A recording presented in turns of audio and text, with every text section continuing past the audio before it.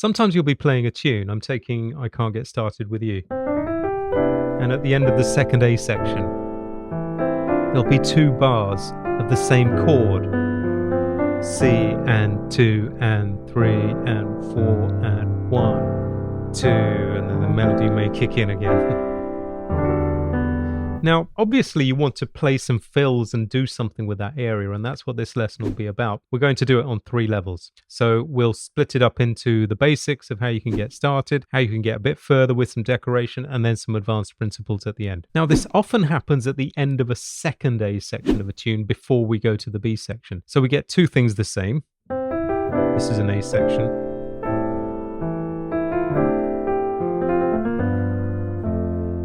Taking the simple chords, not substituted. E7, A minor, D7 to G7. So this is the end of the first A.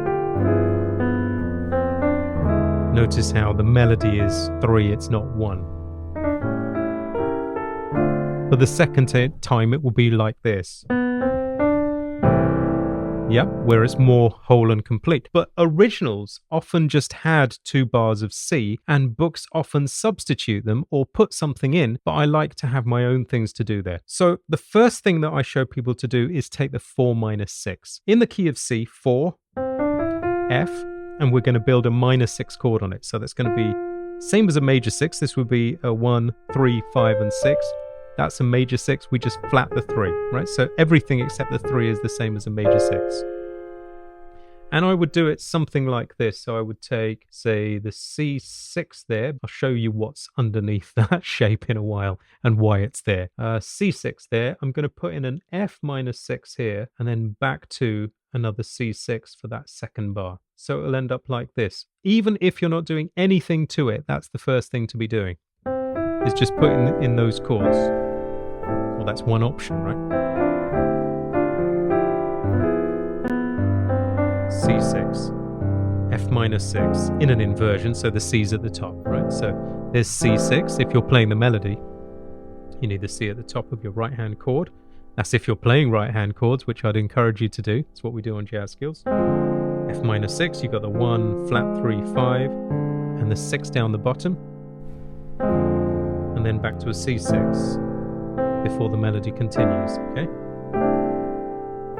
And there's actually a key change on this tune, but that's a separate issue. So that's level 1, just learning to fit those in. If that's all you're doing at this stage, no problem at all, but you do need to know your minor 6s in their inversions. And by the way, you're going to see minor 6s in tunes all the time that lead you home, back to your key center the way that we're doing here. We're just using it more creatively, but they actually get written in standards all the time. Trouble is they also get substituted all the time, so they can be hard to recognize. If you're a Jazz Skills member, we already have stuff for you on that. If you're enjoying this lesson, would you please do me a favor and give it a like, subscribe to the channel, hit the notification bell so you know when I upload new content. And if it's time to level up your playing, then come and see us on Jazz Skills. More about that at the end. For now, let's get back to the lesson. Now in level 2, I'm going to take the same 4 minor 6 is what we call it, or F minor 6 in this key, but I'm just going to start to use inversions to spice things up a bit. So this does depend on if you're playing the melody or not. If you're not playing the melody, then you can take your C6 in any inversion. So for example, I could take the C6 in root position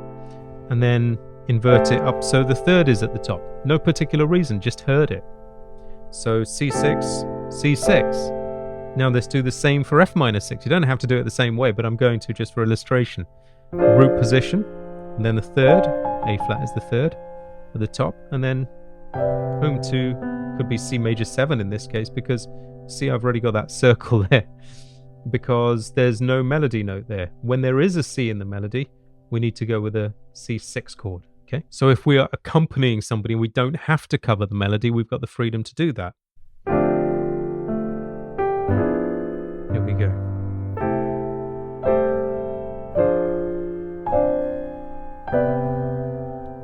Fine, but what if we are covering the melody? We need that C at the top of that one, right?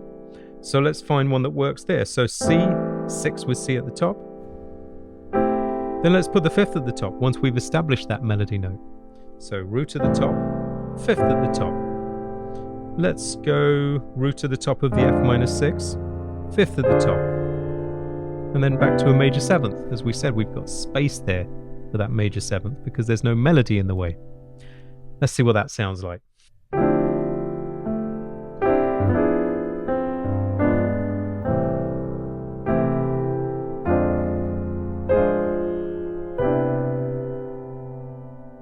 Now, also in level 2, you might split up your chord inversions and just break them up. So, for example, let's take the same inversions we just had, but I'm going to take the outer 2 notes of that C6, then the inner 2 notes.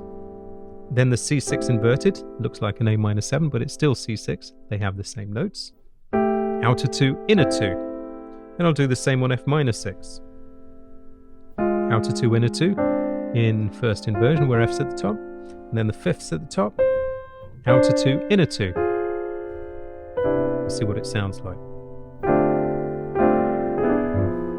Forgive me for not playing the melody exactly as written all the time. I'm a jazz musician, I struggle with that.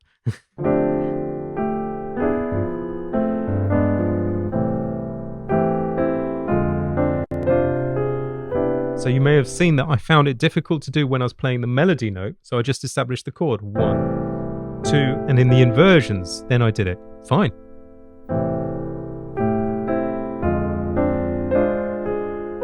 No problem. And you could do this if you're accompanying or if you're not playing the melody exactly, then you can do this in any inversions you want. So it could be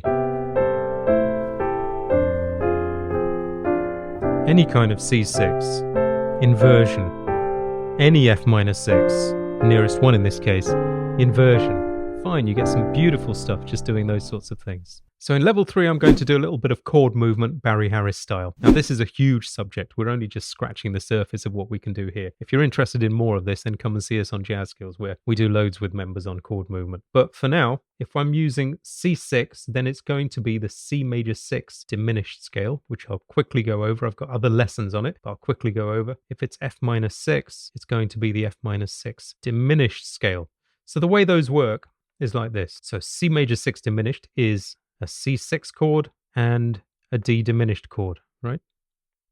And F minor 6 diminished is an F minor 6 and a G diminished chord. So notice how the diminished is always a whole step above the root of the scale. So if it's C6, we add a D diminished like this. C6, D diminished. And by the way, the next thing you do is invert the C6, then invert the D diminished, then invert the C6, D diminished. That's the one people get wrong sometimes. Watch out for that one. C6, D diminished, C6. So you get a scale of chords. F minor 6 will be F minor 6, G diminished, F minor 6, G diminished, F minor 6. Watch out for this one, G diminished, and back to F minor 6. Last one, G diminished inverted, F minor 6. So now we have our 2 scales of chords, and let's see the kind of things we could do with those. Now, I'm going to assume for this demo that I'm not playing the melody, okay? So I've got a C6 in first inversion. I'm going to come down to the diminished, skip to the inverted diminished, and back to a C6, like that. So I've got C6, D diminished, inverted D diminished, back to C6, which is, of course, already inverted. See how I could copy that in the left hand? Go with that note. And even hold the C at the bottom for extra tension. If you're more advanced, you can even drop that A out of the right hand. We call this a drop 2. And just have that part of the move in the left hand, right? Let's do the equivalent of this on F minor 6 diminished. So there's my F minor 6, first inversion. It'll go to G diminished, skip up to the next diminished, back to the minor 6, and I'm going to end on a C major 7. It's a lot easier to play than it is to say.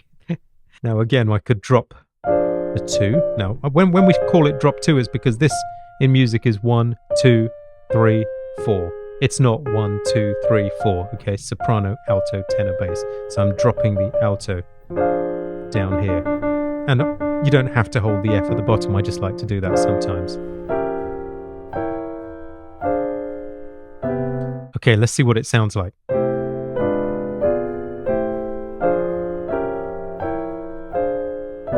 Great. Now let's do it without the drop 2 stuff, so it's a little bit simpler.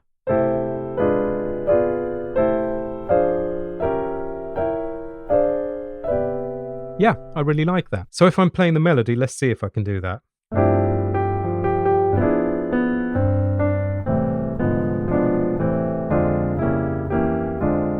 Yeah, it's doable.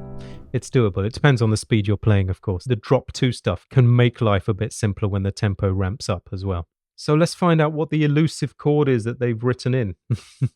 Now, they've written in a B flat 7 or 9, right?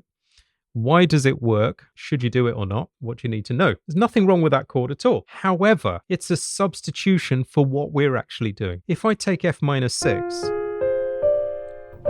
with an F minor 6 shell, so for me it's the bottom and top of the chord, fine, that's what we've been doing. But if I change the shell to a B flat 7 or B flat 9 shell, it still works. It just becomes more of a B flat 7 sound.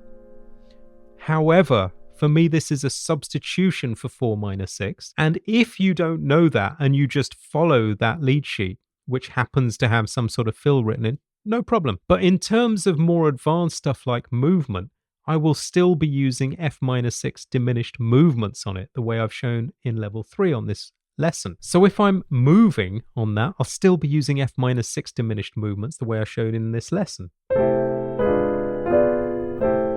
Now, even if I have the B flat 7 shell, fine.